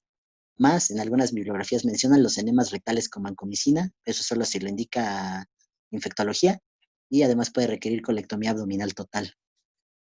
Cuando es recurrente, que decimos que la infección es recurrente cuando todavía presenta otra vez síntomas dentro de los primeros 60 días de completar un curso terapéutico completo. Y además, igual tiene el estudio de toxina positivo. Entonces, cuando esto pasa y es la primera recurrencia, se trata igual que la inicial. Si ya es la segunda o después de la primera, pues ya es necesario igual consultar con infectología y va a requerir un curso prolongado con vancomicina oral. En el caso de la refractaria, que la refractaria se define como que persiste con síntomas a pesar de que ya haya cumplido 6 días de tratamiento adecuado. En este caso, la indicación es realizar la colectomía abdominal total. Después, en cuanto a los abscesos intraabdominales, tenemos que estos se presentan a menudo como una leucocitosis asintomática, pero si presentan síntomas, igual pueden ser los típicos: fiebre, dolor abdominal, sensibilidad. Si el paciente presenta peritonitis generalizada, pues está indicado hacer una laparotomía. Si en cambio la inflamación es localizada, es necesario hacer un estudio de imagen como una tomografía de abdomen y pelvis. Y ya el tratamiento primario va a depender de la localización, del tamaño y a lo mejor de si es único o si es múltiple. Entonces, si es un absceso pequeño y está de manera superficial, se puede hacer un drenaje percutáneo. Igual si a lo mejor está cerca de algún órgano vital, pues puede ser más seguro hacer el manejo quirúrgico. Igual se pueden utilizar antibióticos empíricos, y tener en cuenta que Igual puede haber, puede ser causados por estafilococcus aureus resistente a meticilina o enterococos resistentes a vancomicina. Entonces, pues el tratamiento va a tener que ser diferente, encaminado a este tipo de microorganismos. Y también menciona que no se debe dar tratamiento empírico por más de 4 a 7 días y debe desescalarse tan pronto como sea posible. Finalmente, de las infecciones genitourinarias, esta es la infección nosocomial más común. Aquí la sonda Foley es el principal factor de riesgo, ya habíamos dicho, sobre todo cuando se deja más de 2 días. Y el diagnóstico pues, es con el examen de orina, tratamiento, retirar la sonda y los antibióticos orales. La infección de los dispositivos protésicos, pues igual se manifiesta con fiebre, leucocitosis, bacteremia sistémica. El tratamiento va a ser el retiro del dispositivo y los antibióticos a largo plazo. Igual es muy común la infección relacionada con catéteres. Aquí, aparte de las manifestaciones comunes de infección, podemos observar de manera típica el eritema y la purulencia en el sitio de inserción del catéter. Como tratamiento, es necesaria la extracción del catéter y la cobertura con antibióticos intravenosos. A veces, cuando el riesgo de retirar el catéter supera el beneficio, como por ejemplo decía en catéteres de hemodiálisis o para quimioterapia, se puede valorar un tratamiento de rescate que debe ser instalado por infectología, como para dejar el catéter, pero pues, eso es debe ser valorado el riesgo-beneficio. Y finalmente las infecciones micóticas, que el principal agente que vamos a tener va a ser cándida.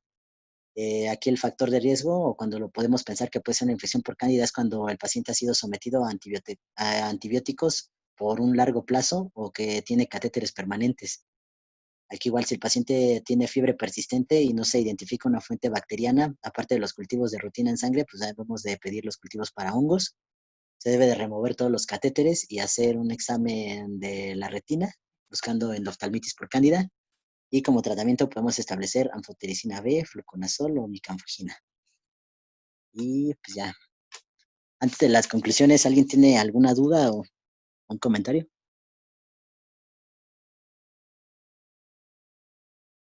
Sí, adelante, doctor.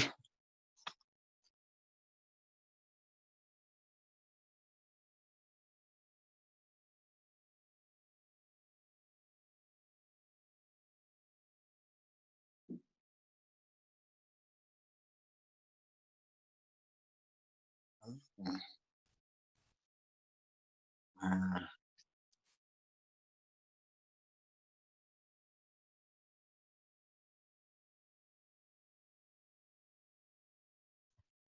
ok, entonces ahora voy a pedir que igual participen mis compañeros desde R2 hasta R4. La pregunta es si ustedes se apegan a las guías ERAS para el tratamiento de sus pacientes.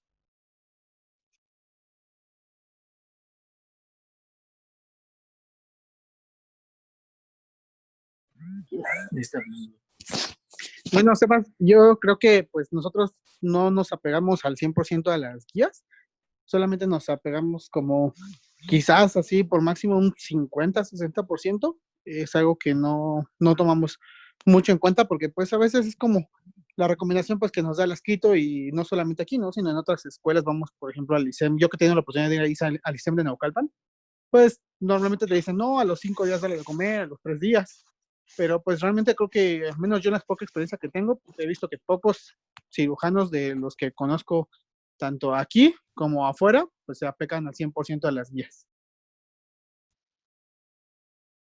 Ok, gracias, doctor Burgos.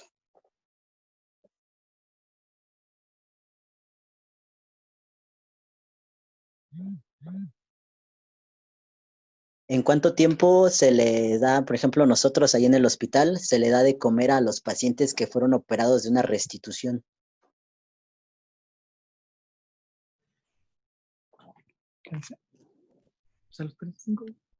A los 3 o 5 días se les empieza a dar alimento, pero empieza con líquido y ya se va progresando, dependiendo de cómo lo tolere el paciente. Pero pues las guías dicen que hasta en 24 horas o hasta menos empiece a dar de comer.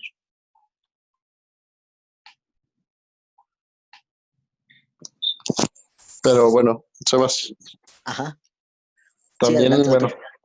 conforme a lo que dice Sam, sí crece ese tiempo, pero hay que estar reevaluando. Por eso es que evaluamos al paciente clínicamente todos los días, es decir, lo que evaluamos es que tenga peristalsis. Obviamente, si se restituyeron y no tienen peristalsis, pues no vamos a iniciar dieta. ¿Sí me explico? Entonces, eso es como variable en cuanto al estado clínico del paciente, que nosotros podemos iniciar la dieta. También, obviamente, como dijo el doctor Burgos, tenemos maestros que de ley, aunque ya tenga peristalsis y ya toleren, digamos, podamos intentar iniciar la dieta. Ellos sí, por regla, son 5 días, sonda nasogástrica y se evoluciona de esa manera. Ustedes ahí, bueno, todos ahí conforme desarrollamos la clínica y aprendemos ahí en el hospital, pues vamos a irnos dando cuenta de que también se ajusta dependiendo de nuestros adscritos. Lo que sí también es muy puntual, el antibiótico de profilaxis regularmente se lo ponen cuando se está, siempre lo damos en sala de anestesia, es decir, antes pues era la obligación de nosotros como R1 llevar nuestro antibiótico a cada paciente, es decir, menciono ciertos como puntos de los que sí seguimos, ¿no? Vale. Hola. Sí, gracias, doctor. ¿Sebas? ¿Sebas? Sí, sí. Perdón, Said.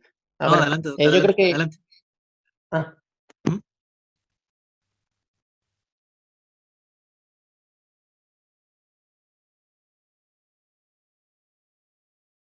Adelante, doc. Perdón, Said, gracias.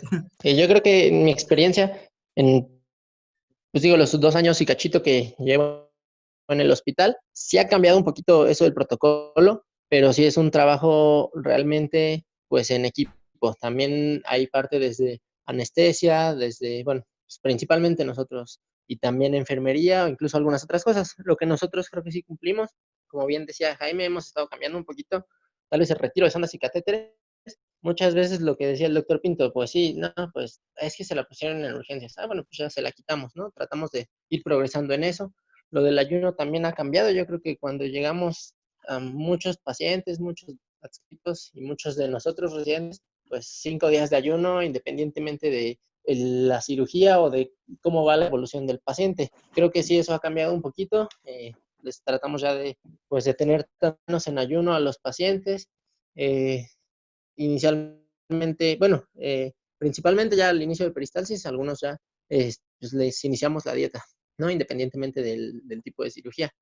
Dentro de esas otras cosas, pues, también en los pases de visita, cuando insistimos a los pacientes que pues, luego se paren a caminar desde manera temprana, pues eso también es parte del protocolo, ¿no? Sí nos siguen faltando algunas cosas que creo que a veces, pues por parte del hospital, el mismo manejo de dolor con otros tipos de medicamento, de náuseas y demás, podríamos optimizarlo, incluso pues, creo que sí sería algo adecuado.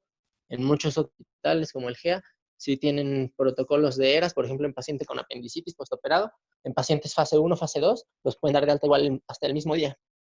Y a veces nosotros, pues no, ya sea, digo, por parte del servicio, por la temática en la que se trabaja, no los damos de alta el mismo día, pero sí podríamos acelerar. También a mí me gustaría mencionar que por esta situación que estamos viendo actualmente del coronavirus, hemos tenido algunas urgencias quirúrgicas, pues que ameritan tratamiento, ¿no? Y que afortunadamente pues los internamos y los operamos. Y han sido varios pacientes con apendicitis fase 3, apendicitis fase 4, que no está tan contaminada la cavidad, por así decirlo, y incluso en esas fases al siguiente día se inicia día y se está planeando el alta. Entonces, pues yo creo que es como una buena oportunidad para darle seguimiento a esos pacientes que estamos operando y que estamos teniendo esos manejos que son forzados por la situación de que el hospital es un hospital de referencia de pacientes COVID. Entonces, pues en ese sentido sería bueno ver cómo les fue a esos pacientes que no estaban complicados y ver su seguimiento en la consulta externa. Hola. Doc, ¿puedo yo? compartir igual un poco. Hola, hola.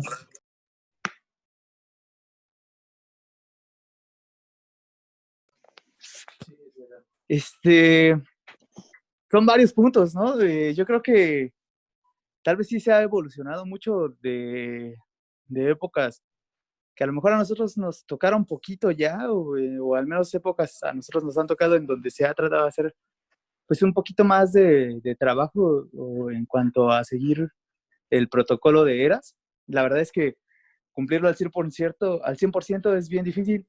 Incluso en algunos congresos nos comentaba la doctora de Onco del INCAN que ellos lo intentaron y que no se habían dado cuenta de lo difícil que es el checklist hasta el momento en el que pues quisieron acreditarse en protocolo ERAS, porque no solo es médicos, es enfermería, anestesiología, incluso trabajo social, es un trabajo bien, bien grande, pero pues sí creo que se han evolucionado algunas cosas. A veces tratamos de sí retirar las zonas cuando no se puede. La vez pasada platicábamos en pancreatitis, ¿no? Por ejemplo, que no es quirúrgico como tal, pero pues sí de tratar de evitar la invasión de los pacientes. Y un tema que yo creo que sí es bien difícil y que hace ratito estábamos comentando aquí, es por ejemplo una anastomosis, ¿no? Bien que mal, sí, pues por ejemplo, era sin inicio en colon y ellos decían, oye, antes de 24 horas tú le puedes dar de comer a tu anastomosis. Y a lo mejor nosotros si hacemos una resección un poco más alta, sí nos da todavía mucho miedo, aunque sabemos que está descrito, aunque sabemos que ya está comprobado, sí nos da mucho miedo, por ejemplo, iniciarle vía oral en 6 horas, por ejemplo, o mínimo 12, ¿no? Y casi siempre ahí sí tenemos un poquito pues de error a lo mejor, pero que nos cuesta mucho quitarnos ese paradigma, ¿no? De dejarlo 2, 3 días, ¿no? O al menos 24. Yo creo que se debe dar un manejo individualizado, ¿no? Porque pues sí están las guías, pero pues, cada paciente es diferente y hay que ver su evolución. Como ya lo comentaron mis compañeros, pues hay que ver, por ejemplo, si no tiene dolor, si ya deambuló, si tiene buena peristalsis, si ya canalizó gases, ¿no? Si no está sintomático, por ejemplo, que tenga náusea o los vómitos, ¿no? Y pues individualizar el inicio de la viral en ese caso. Y por ejemplo, en cuanto a las ondas Foley, pues igual hay que, o sea, hay pacientes que incluso desde urgencias suben así, pasan a quirófano con la misma sonda y en piso pasan 2, 3 días y siguen con la misma sonda. Y a veces yo me acuerdo en el R1 que, bueno, en mi experiencia, que yo llegaba y revisaba al paciente y pues veía la uresis en la sonda Foley, pero a veces no me preguntaba por qué tiene la sonda, ¿no? Y en el pase pues decían, ¿y esa sonda por qué la tiene, no? Y todos nos quedamos así de, pues ya quítasela, ¿no? Entonces pues hay que estar al pendiente de eso porque pues a veces sí hay que evolucionarlos más rápido, este, no requieren tanta invasión los pacientes. Hola, Sebas. Bueno, también comentar, ahí, no sé, yo leí por ahí, ya hay algunos artículos y hasta el Tratado de Cirugía lo dice por ahí, que la peristalsis, ni los gases, incluso ni siquiera la presencia de evacuaciones son buenos predictores para iniciar la vía oral, ¿no? O sea, no tienen una buena sensibilidad, una buena especificidad para predecir cuándo ya se le puede iniciar la vía oral a un paciente. Este, Generalmente, pues ahí es un poquito más basado en la experiencia y es lo que alguna vez por ahí comentaban en alguna clase, ¿no? Pues si los maestros tienen años, 30 años, 40 años, pues lo vienen haciendo de un modo, ¿no? Dejando 3 días al paciente en ayuno, 5 días en ayuno, ¿no? Y les va bien, pues, ¿cómo uno pretende venir a cambiar eso? Entonces, pues, yo creo que, como dice Axel, hay que individualizar cada paciente. Podríamos a lo mejor investigar un poquito más a fondo de eso, si la peristalsis, los gases, las evacuaciones, pues son realmente predictores adecuados para valorar el inicio de la vía oral en los pacientes, ¿no? Y pues ahí a lo mejor aprender un poquito más.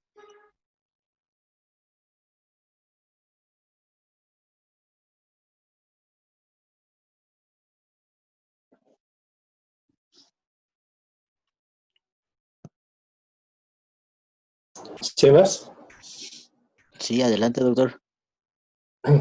retomando un poquito lo que decía Axel y bueno, lo que comentaste en tu plática, es bien importante ocuparnos igual de, pues, del bienestar del paciente, ¿no? A lo mejor, postquirúrgicamente hablando, pues sí, a nosotros nos interesa mucho que tengamos la cuantificación de uresis estricta, que a lo mejor tengamos una sonda nasogástrica hasta que el paciente eh, logre canalizar al menos un gas, pero pues la cuestión, por ejemplo, de la ansiedad que mencionabas tú, el delirium en pacientes geriátricos, es algo que a lo mejor a veces dejamos un poquito de lado y pues también puede mermar un poquito la adecuada evolución en términos generales de nuestros pacientes. Entonces, como bien han dicho nuestros compañeros, nos hemos apegado un poquito a lo que las guías, sobre todo ERAS, dice en algunas cosas, pero pues sí nos falta todavía, yo creo, como decía bien, el 50% de apego y pues en general, o sea, hacer algo integral para que pues el paciente esté en las mejores condiciones en términos Hola, generales, Sebas. abdominales. Gracias, doctor. Adelante, doctora. Hola. Bueno, ya como la mayoría comentó, pues a pesar de que las ventajas del protocolo ERAS pues se han demostrado en muchos protocolos, pues sí representa un cambio que tenemos que tomar en cuenta, ¿no? Digo, ya están demostradas muchas ventajas que puede tener y empezarlas a practicar en nuestros pacientes con nuestro propio criterio. Sí sabemos que pues algunos adscritos son más conservadores, otros no tanto, y empezar nosotros a formarnos nuestro propio criterio. Ahora, pues a veces en el hospital también hay súper poquitos analgésicos, el manejo del dolor no es pues adecuado para el paciente. Entonces, todo eso es pues un conjunto que tenemos que pues tomar en cuenta, ¿sale? Y pues todo bien con tu presentación. Muchas felicidades. Doctor Pinto, ¿y qué piensa, por ejemplo, usted de mascar chicle? Digo, es como estimula pues la fase cefálica, incluso un poco mecánica de la digestión y pues también puede mejorar un poco la peristalsis sin incluso pues darles como tal la vía oral directa, ¿no? Amigo ya lo puso ahí en el chat que no hay evidencia, incluso tampoco de las paletas. Nutrición ficticia, comenta el doctor.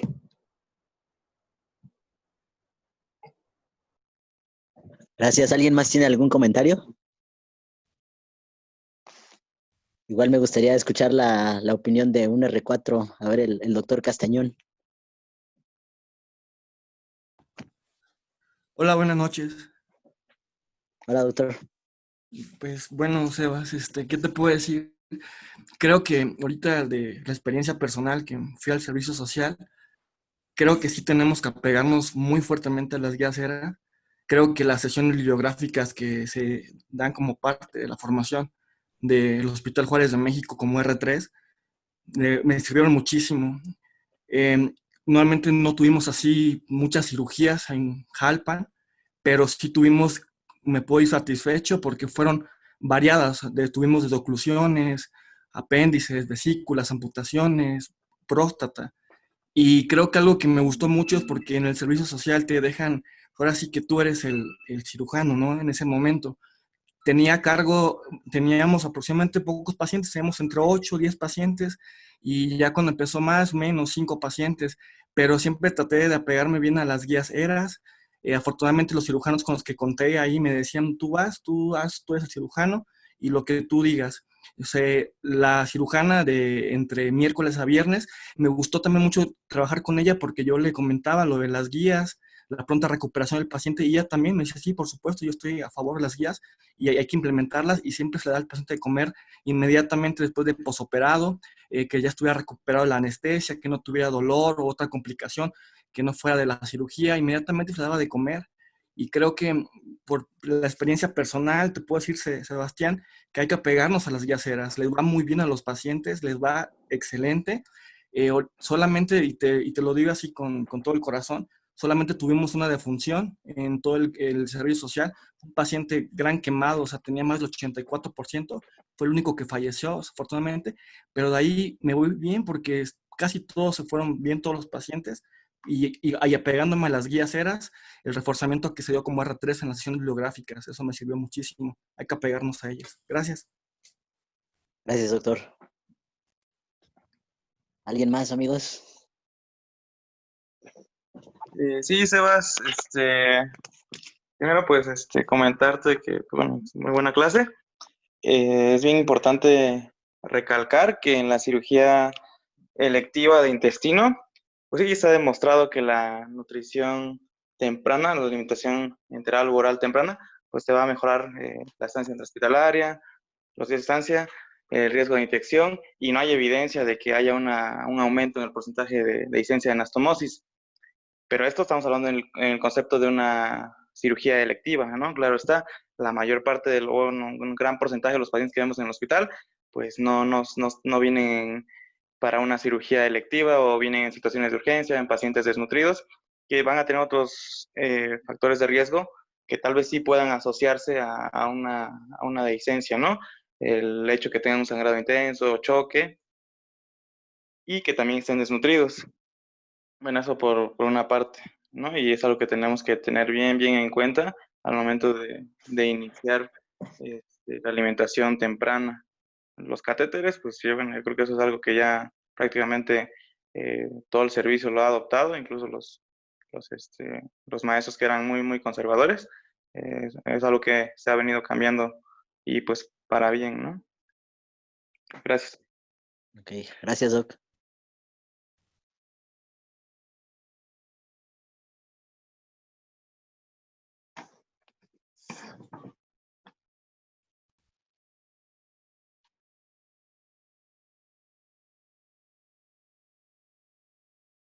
Bueno, si ya no hay más comentarios, las conclusiones son que pues, el cuidado postoperatorio del paciente constituye un elemento fundamental para la recuperación del mismo después de haberse sometido a una cirugía, que el protocolo ERAS propone la ingestión oral y la movilización tempranas posterior a un evento quirúrgico.